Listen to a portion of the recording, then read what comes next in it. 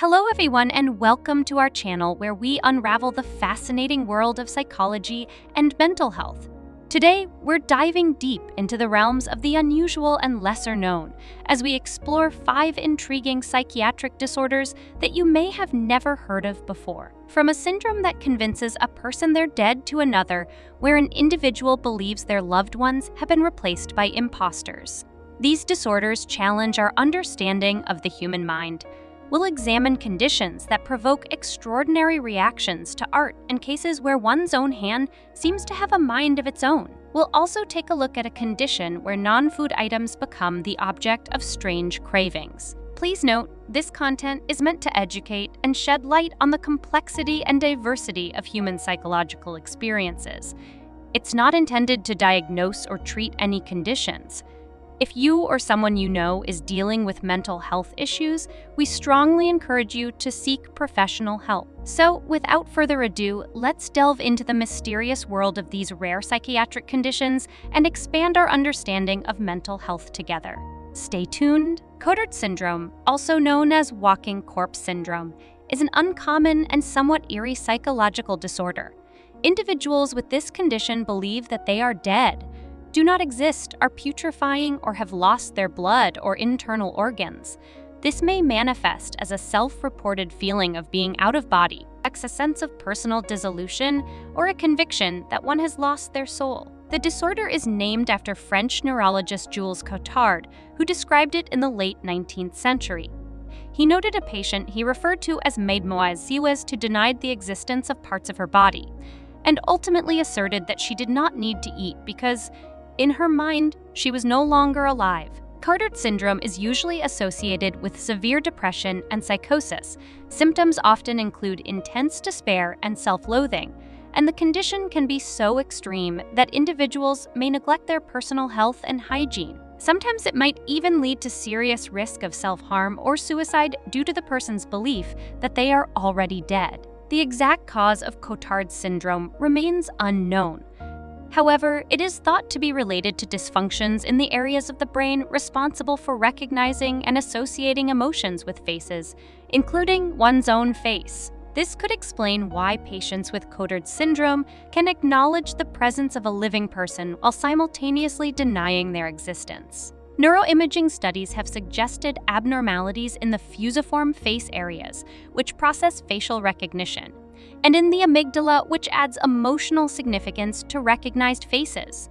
Disruption of the neural pathways between these areas might lead to the misinterpretation of the absence of typical familiarity cues as evidence of being dead. Treatment generally involves managing the underlying condition, typically with antidepressants, antipsychotics, and mood stabilizers. In severe cases, electroconvulsive therapy has proven effective, though this condition is challenging to treat due to its rarity and severity.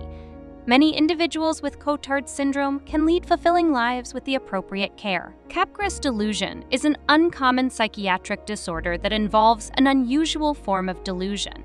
Patients with Capgras Delusion believe that a familiar person, usually a close friend or family member, has been replaced by an identical-looking imposter. This delusion extends beyond mere suspicion.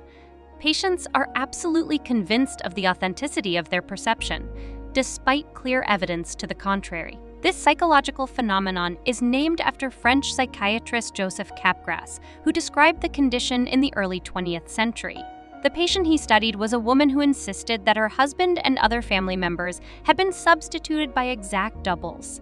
She even believed that she herself was an imposter of her own body. The exact cause of Capgras delusion is unclear, but it's often seen in patients with schizophrenia, dementia, or brain injuries. Some studies suggest that it may be associated with a disconnection between the brain's facial recognition system and the emotional centers of the brain. Normally, when we recognize someone familiar, there is an automatic emotional response that confers a sense of familiarity. In Capgras delusion, it is proposed that this emotional response is absent, causing the patient to feel that the person they're looking at, despite appearing the same, is not the person they know. A treatment for Capgras delusion often focuses on addressing the underlying condition, be it schizophrenia, dementia, or a brain injury. Antipsychotic medications, psychotherapy, and in some cases, cognitive behavioral therapy may be utilized to help manage the symptoms. As with other psychiatric disorders, it's important to remember that the experience of those suffering from Capgras delusion is very real to them. As such, the condition should be approached with empathy, understanding, and professional medical guidance. This can help patients manage their symptoms and maintain their overall quality of life, despite the challenges posed by this unique condition. Stendhal Syndrome is a unique and lesser-known psychiatric disorder that triggers overwhelming emotional responses when individuals are exposed to works of art.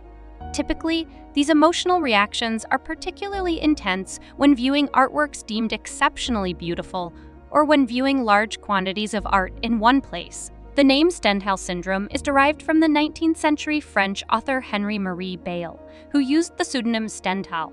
He described experiencing profound emotional and physical reactions upon viewing Florentine art during a visit to Florence in 1817. Some of the symptoms he reported included palpitations, dizziness, and a feeling of being overwhelmed to the point of fainting. People experiencing Stendhal syndrome may report rapid heartbeat, dizziness, fainting, confusion, and even hallucinations when they're exposed to particularly impactful or stunning pieces of art. Some individuals might also experience a sense of being utterly absorbed in the artwork, losing awareness of the surrounding environment. The syndrome isn't limited to artworks in galleries or museums. Some people may experience similar symptoms when exposed to vast natural vistas, historical monuments, or other visually impressive scenes. The exact cause of Stendhal syndrome remains unknown.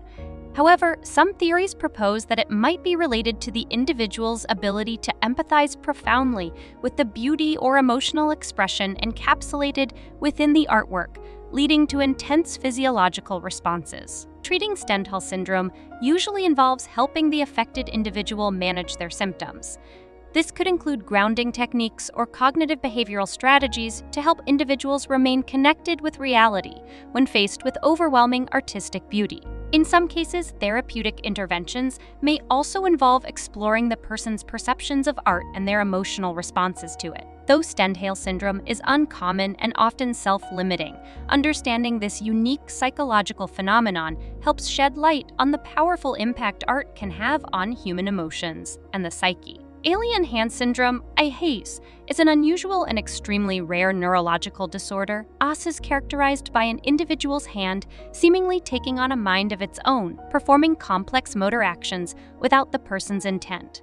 In severe cases, the alien hand might even oppose the person's will, leading to a situation where the two hands seem to be in conflict with each other. The alien hand in question does not recognize commands from its owner and acts independently, performing actions as if being controlled by another entity.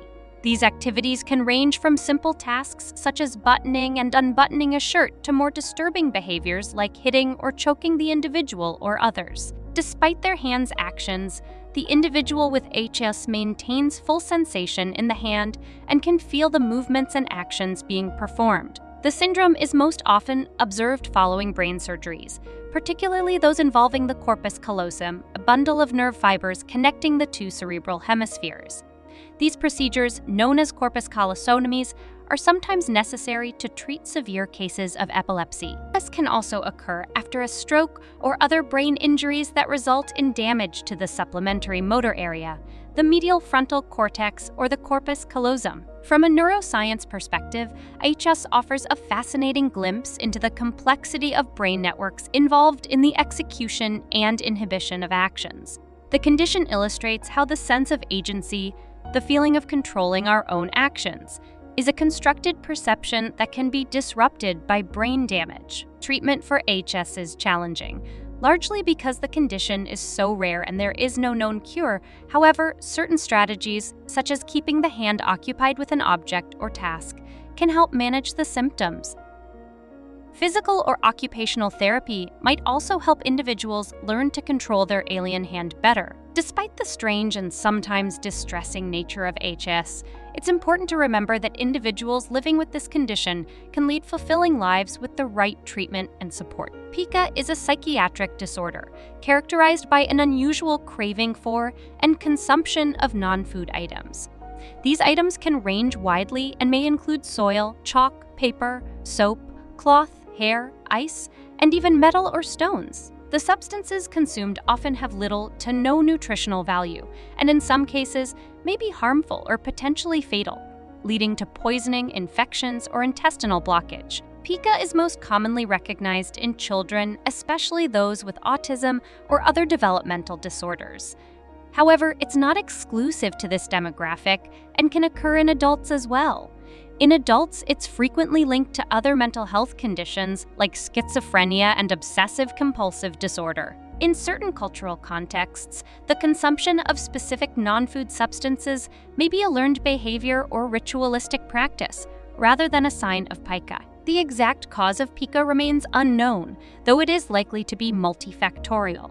Some theories suggest nutritional deficiencies could play a role, especially deficiencies in iron and zinc, which could explain the cravings for specific substances. Others point towards the disorder as a form of stress response, or as a symptom of underlying mental health issues. Pica can be dangerous due to the potential physical harm that can come from consuming non-food items, which makes it a public health concern. As a result, individuals suspected of having pica should undergo a medical evaluation to determine if they've experienced any physical harm from their consumption habits. Treatment for pica often focuses on managing the behavior and addressing the underlying conditions.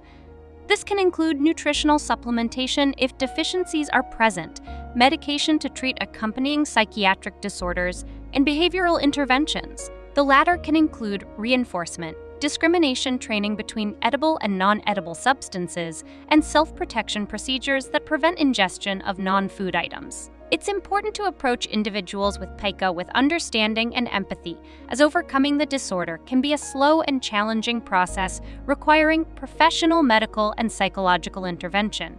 And that brings us to the end of our journey through some of the most unusual and less commonly known psychiatric disorders.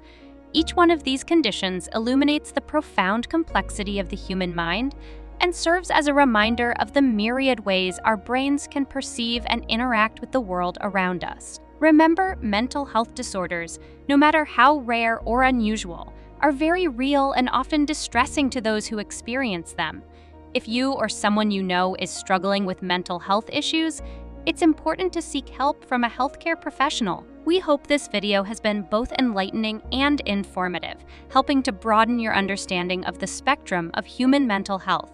If you enjoyed our video, please give us a thumbs up, and don't forget to subscribe to our channel for more exciting deep dives into psychology and mental health topics. We truly appreciate your time and engagement. Don't hesitate to drop your thoughts, comments, or questions down below. We love hearing from you. Until next time, remember to take care of your mental health, show kindness and empathy to those around you, and keep on learning. Thank you, and see you in our next video.